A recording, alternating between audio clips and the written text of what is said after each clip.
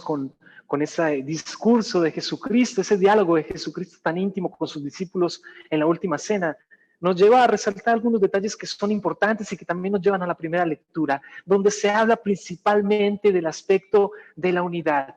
El Padre y yo somos uno, y esos discípulos, Pablo, Bernabé, predicando también esa unidad a los primeros cristianos. Y por eso la reflexión del día de hoy la titulamos: estamos llamados a ser un solo cuerpo, llamados a la unidad.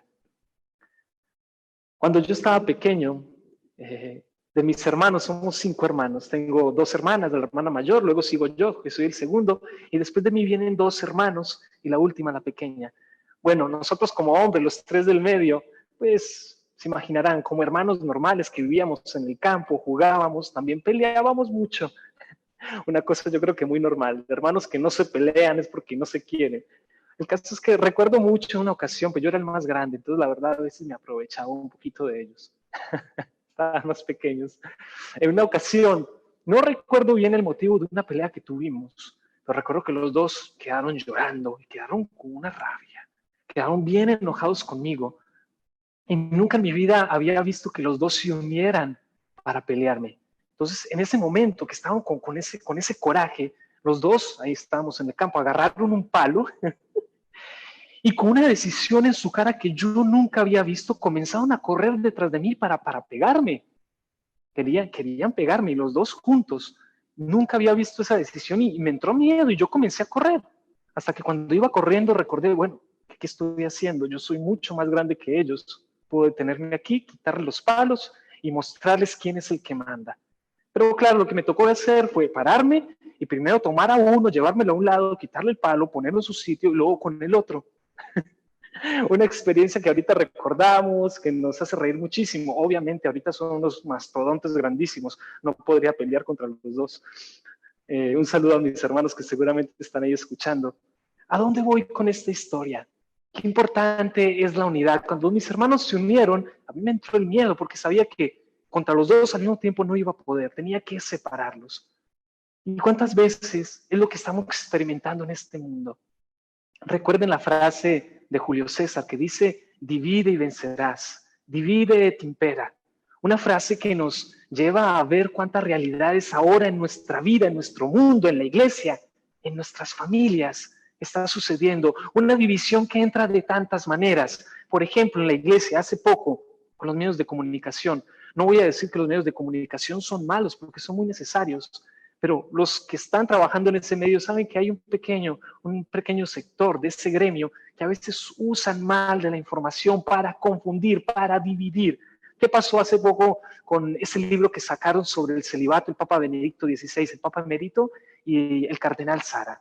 Entonces los medios de comunicación lo tomaron para poner en contra de lo que el Papa Francisco estaba enseñando, poniendo palabras que ninguno de los dos había dicho. Primero, diciendo que el Papa iba a aceptar que se casaran los sacerdotes, cosa que nunca se dijo. Y por otra parte, incitando a pensar todo el mundo que el Papa Benedicto XVI estaba en contra del Papa Francisco. En ningún momento sucedió eso.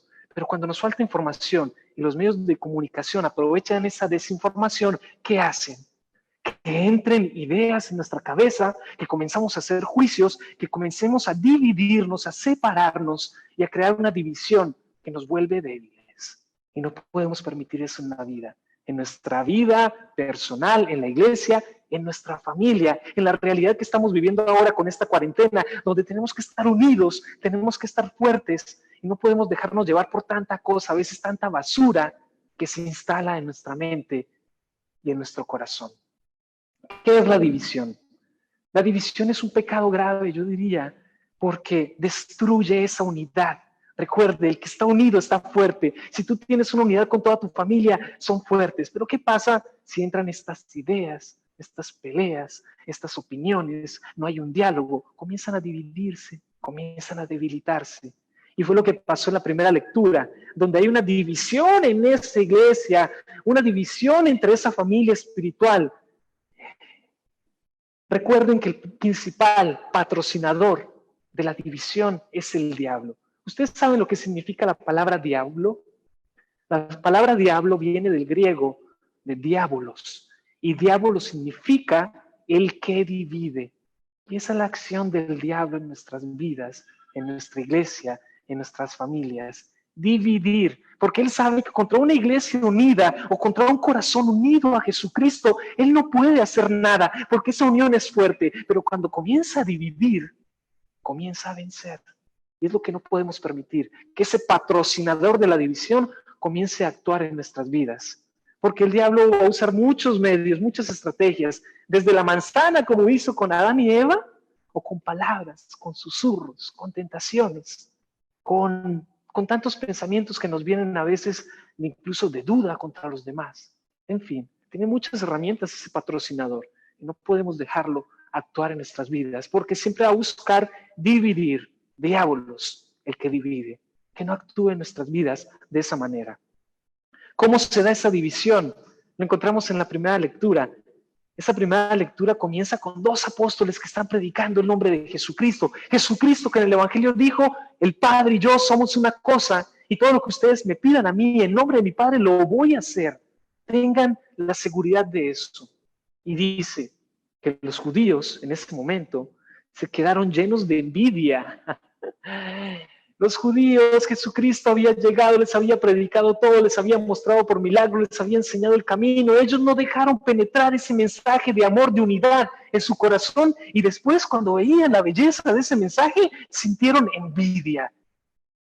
Así es el corazón humano, extraño. ¿Y qué pasa con la envidia? ¿Qué te lleva a la blasfemia? Porque dice que comenzaron a insultarlos y llevó a oponerse a lo que decía Pablo, a ese mensaje de Dios.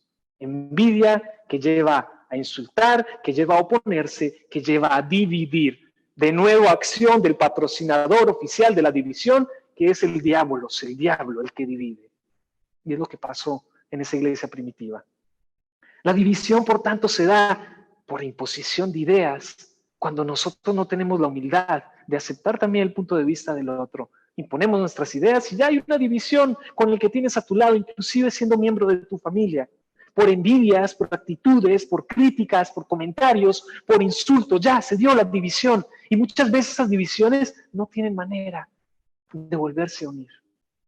Y por eso es importantísimo cuidar nuestro espíritu de humildad, nuestro aceptar la capacidad de diálogo, porque ¿cómo se afronta esa división? Se afronta primeramente con la oración, tener presente a Dios en tu vida, ese Dios que habla, el Padre y yo somos uno. Cuando tú le pides algo al Padre y lo pides a mí con fe, te lo voy a dar. Humildad, la humildad que yo sigo diciendo es el acto más valiente que tiene el ser humano, de poder agachar la cabeza y decir, oye, tú tienes razón, o perdóname, me equivoqué, tú tienes razón. Esa humildad que nos tiene que guiar en nuestras relaciones con los demás a estar unidos, a estar fuertes contra ese espíritu de división que va a tocar a la puerta de nuestras vidas, de nuestras familias, de nuestros trabajos, de nuestras realidades, para debilitarnos y vencernos. La reflexión, ese proceso de conversión también son medios para afrontar la división. Recuerden que sobre todo el diálogo abierto a las otras personas, el de no imponer, es lo que más nos va a ayudar a superar esta dificultad. La división, y es importante que nos grabemos eso en el corazón, la división es hacerle el trabajo fácil al demonio. Diabolos, el que divide. No podemos dejarle el trabajo fácil a él. Nuestra vida es una vida de luchar, una vida de estar unidos. Y la unión no siempre es fácil.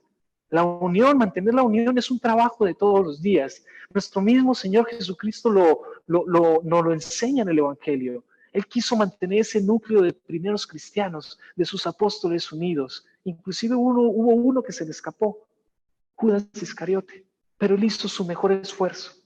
Que nosotros también coloquemos ese esfuerzo en nuestras vidas. Miren, la unión, esa unidad, y por eso titulamos esta reflexión de hoy, estamos llamados a ser un solo cuerpo, una unidad. Porque si ustedes se dan cuenta, por ejemplo, observen su cuerpo, observen sus manos, sus brazos, sus deditos, su cabecita, sus ojos, su lengua, boca, orejas, todo es tan distinto. Estas orejas no sirven para lo mismo que sirven los dedos, no sirven para lo mismo que sirve la lengua.